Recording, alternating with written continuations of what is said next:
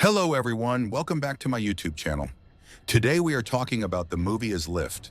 The story of Lift 2024 opens in the world of elite art theft, where intelligence, timing, and teamwork matter more than weapons.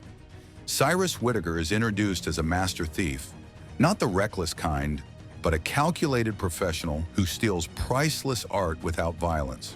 His crew is small, loyal, and highly skilled, each member chosen for precision rather than brute force.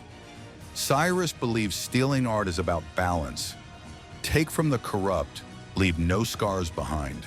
An international thief named Cyrus, along with his team, Camilla, who is an expert at driving anything from bikes to airplanes, Magnus, an expert at breaking high-tech vaults, Me-Sun, a super hacker, an old man Denton, who is a master of disguises, and an engineer named Luke, plans a heist in Venice.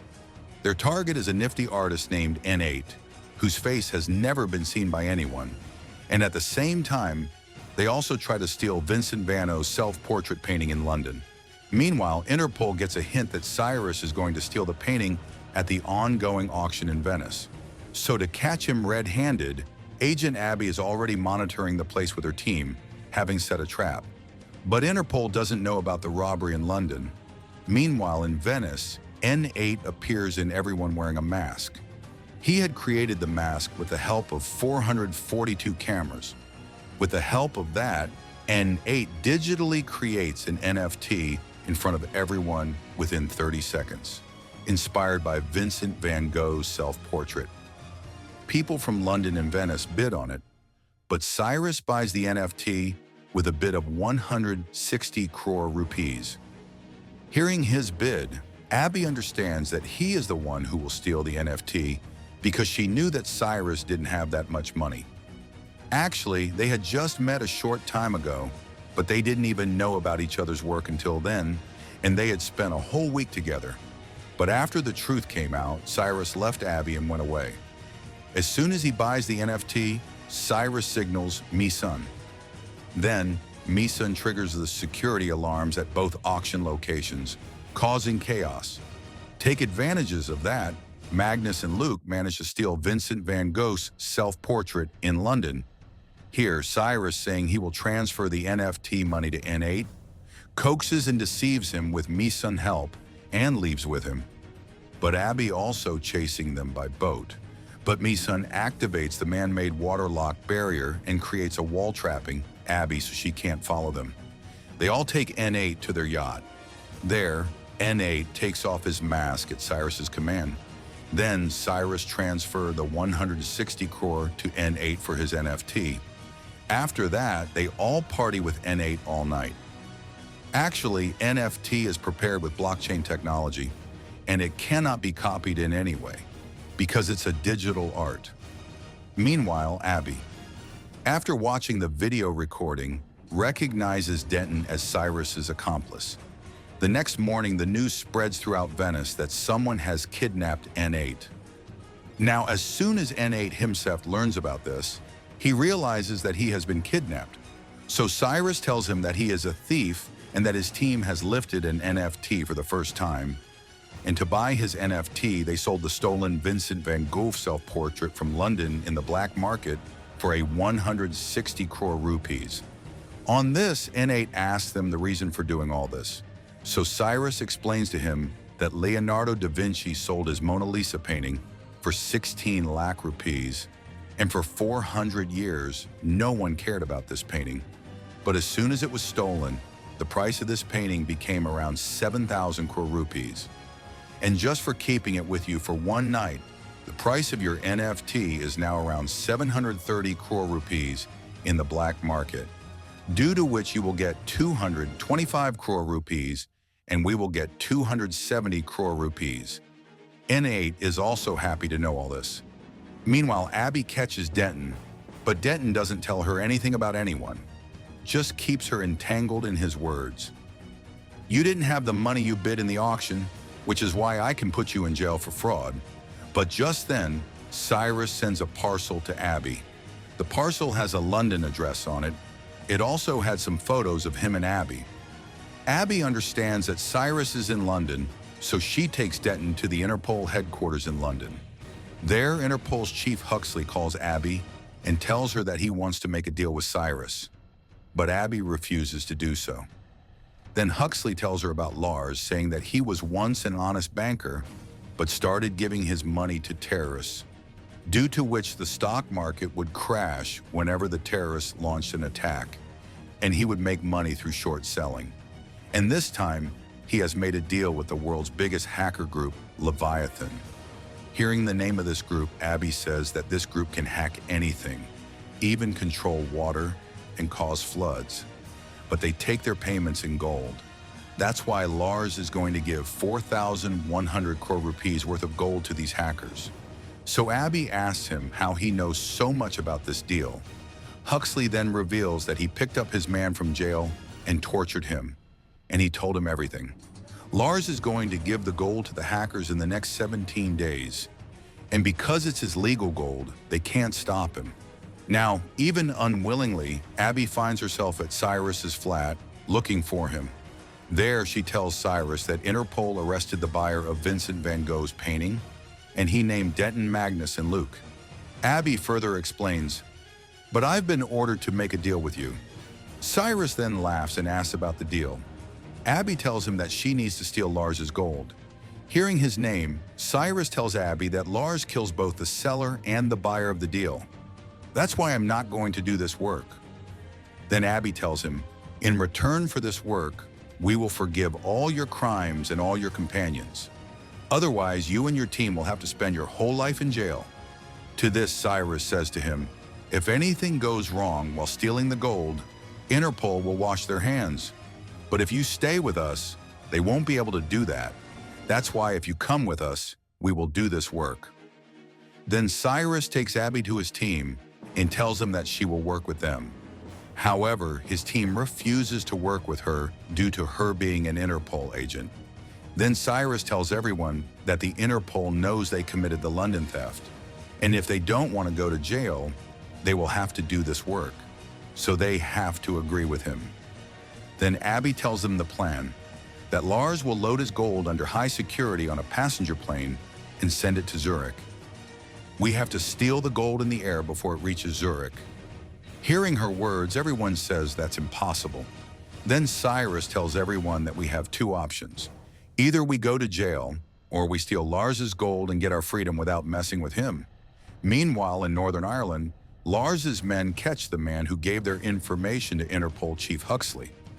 Lars has him killed. Meanwhile, in London, when asked by Cyrus, Abby tells him that when she was young, her mother was a school principal. There was a David hand painting hanging in the school, which made the students feel that their school was no less than an art gallery. But when the painting was stolen, I vowed to catch the thief when I grew up, but I still don't know who did it. After that, Cyrus comes to his team and tells them that if they want to steal the gold, they need a private jet. Then they will change the plane's radar signature under the passenger plane. Then Misun tells him that the plane they need is with Eric. So Cyrus goes to Eric and promises to get a painting made for him by N8 in exchange for borrowing his jet. Hearing that, Eric agrees and shows them his jet, explaining that everything from the doors to the whole plane is operated by a remote, and there's a full screen outside underneath the plane. You can type any message you want with the remote, and it will appear on the screen. Then they all get on the jet and start their work. Magnus prepares a laser to break the safe at 30,000 feet, and also arranges for a turbulence observer to avoid the plane's turbulence so the laser doesn't move. Camilla practices bringing the jet directly under the plane with the help of 3D graphics. Luke makes the private jet disappear from radar and also installs a 360-degree camera view, using N8 mask for that. Misun creates a PST device and tells everyone about its use, saying it can block the GPS of the plane carrying gold. Abby then says that's very important because if both planes give the same signal or the plane carrying the gold suddenly disappears, the entire plan will be ruined. Cyrus responds by saying they need someone in air traffic control, Coincidentally, Abby happens to know someone who works in air traffic control, and then Abby and Cyrus go to meet him. Harry is a very clever and cunning person who moves with the help of a wheelchair. Abby tries hard to explain to him that he only needs to monitor airplanes and handle any glitches in the control room. But Harry doesn't listen to her at all. However, when Cyrus tells him that he will receive 80 million rupees for the job, Harry says yes without hesitation. Just then, they receive a message from Huxley to meet him immediately. They go to meet him, and Huxley tells them that Lars has killed the man who gave them information about him, and that the gold will be leaving 10 days earlier than planned. Upon hearing this short time frame, Cyrus outright refuses to do the job, but Abby convinces him to agree because of the millions of lives at stake. Cyrus goes directly to his team with Abby. Due to the job becoming more dangerous, Cyrus tells them to separate from the work. Despite the risk to their lives, his team does not leave him, but instead works even harder. Just then, they all watch on TV as the Leviathan group has hacked the water supply of the city of Madrid and caused a flood which has killed 13 people so far. This was actually a demonstration by the group to show Lars, and after the demo, the group asks Lars to arrange for the gold. Meanwhile, Mi-sun creates a PSDE, but it looks exactly like a bomb. So Abby tells Mission to take it apart and hide it in various things before giving it to everyone. Mi-sun does just that, hiding the parts in things like a dryer and a camera, and hands each person a part so that they can reassemble it on the plane whenever they get a chance. Cyrus then explains that they will only have 10 minutes to open the safe, and when the plane lands, Harry's men will take the gold by truck and upload it onto a train. At the train's next station, Interpol will take possession of the gold. After that, they cover the entire jet plane with thick sheets so that it won't be visible on radar. They were now completely prepared. The next morning, Cyrus and Abby board the passenger plane carrying the gold with business class tickets, and all the team sits separately in economy class. There are already 5 of Lars's men on the plane who were taking the gold with them. They put the gold in the safe, and 2 of the men sit in business class, while the other 3 sit in economy class. However, not seeing Luke there, Cyrus calls him, and Luke tells him that he was so scared of the danger that he couldn't bring himself to board the plane, and because of this, Luke apologizes to Cyrus. Now, because Luke had the PSID's boosters, the PSID's range was reduced due to his absence. So now they need to take the PSD parts from the economy class toilet and assemble them in the business class toilet. Abby takes responsibility for this. Meanwhile, Camilla flies off alone in the private jet. Inside the plane, everyone puts their parts in the economy class toilet one by one. Then Cyrus tells Abby that Camilla will reach her location within the next 10 minutes. Before that, you need to assemble and activate the PSID. So Abby immediately goes to the economy class toilet, puts all the parts in her bag, and comes to the business class toilet. However, after assembling everything, the device drops from his hand and scatters. Now, with only 3 minutes left for Camilla to arrive, Cyrus starts to get worried about her, so he also goes inside the toilet. Just then, one of Lars's men gets suspicious and asks for the toilet door to be open. To handle the situation, Abby starts making noises inside to make the people outside think that the couple is being intimate in the toilet. Meanwhile, Camilla brings the jet under the plane and links it. But because the PSD isn't activated, 2 planes with the same ID appear in the air traffic control center. A female officer there notices this and asks Harry to inform his superiors, but Harry cleverly tells the female officer that she always tries to put him down and finds flaws in his work in him, which makes him very sad. Hearing this, the female officer is astonished, and her attention is diverted from the screen. She apologizes to Henry for something that she never did. In the meantime, Abby and Cyrus activate the PSID, causing the plane carrying gold to disappear from their GPS. Now, seeing that the situation is under control, Henry becomes normal and tells the woman to go back to her place and work. Then he contacts the pilot of the passenger plane and tells him that the weather in Zurich, where they are about to land, has suddenly become very bad, and the entire runway is filled with water. So he tells him to go to the nearby Cortina runway. The pilot obeys him and heads in that direction. Henry informs Camilla about this, so she sends a drone to the Zurich airport and follows the passenger plane herself. Due to the drone, everyone thinks the plane is going to Zurich.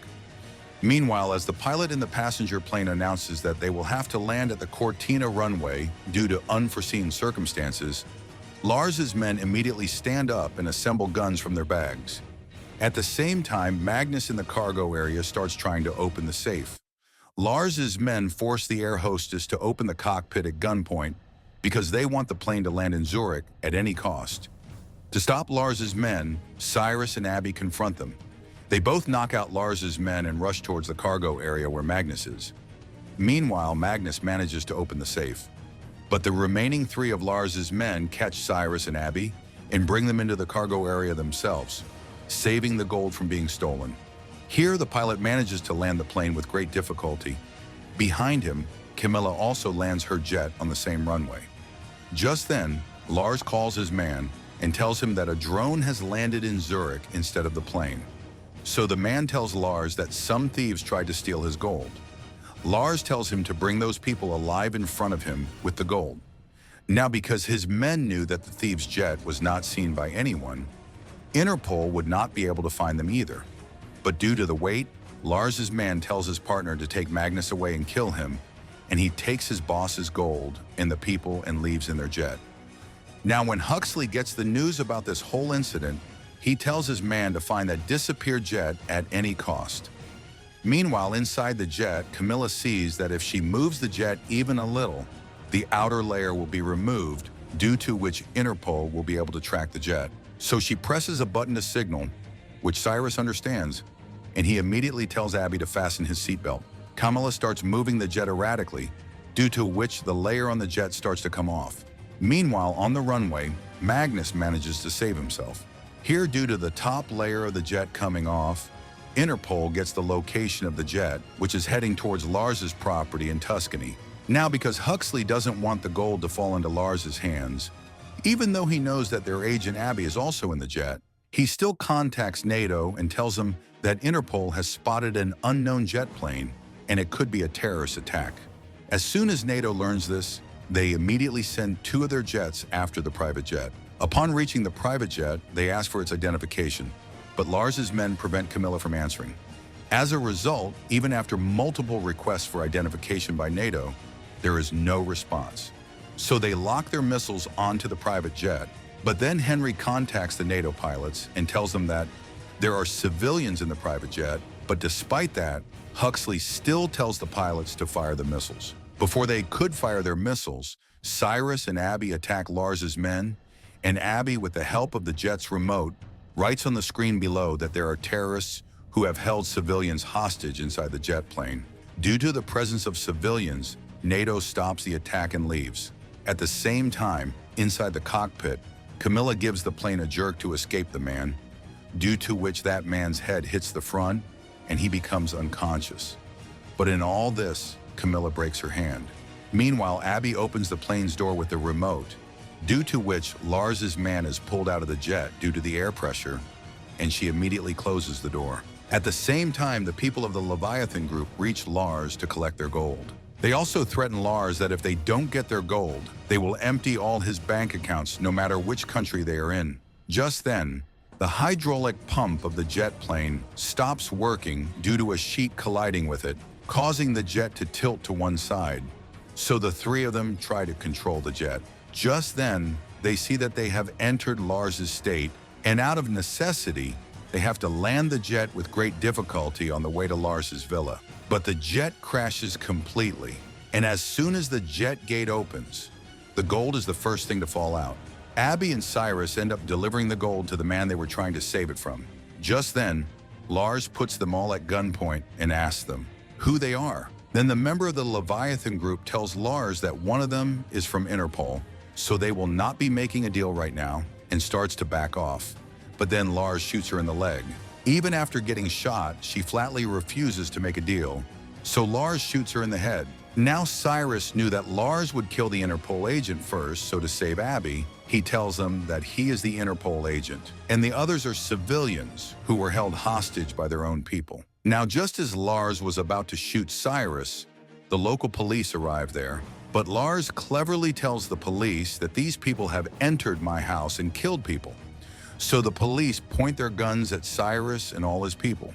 Just then, at Cyrus's command, Meeson plays a video on the screen below the jet plane. She had recorded Lars himself shooting. Actually, a camera had been left on top of the jet plane, which Meeson hacked and started recording there. After seeing that, the police arrest Lars himself. Just then, Huxley also arrives there. Abby's colleague tells her that Huxley was the one who told NATO to shoot down their jet plane.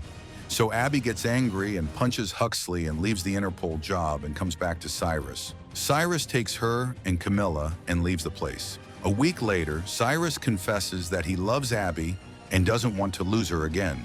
Then he tells her the name of the thief who stole the painting from his mother's school, and also tells her that the thief had sold the painting to someone, and he has bought that painting back from them. Hearing this, Abby becomes emotional. He further says, "There is one more surprise for you, and that is we have actually stolen the gold." So Abby asks how.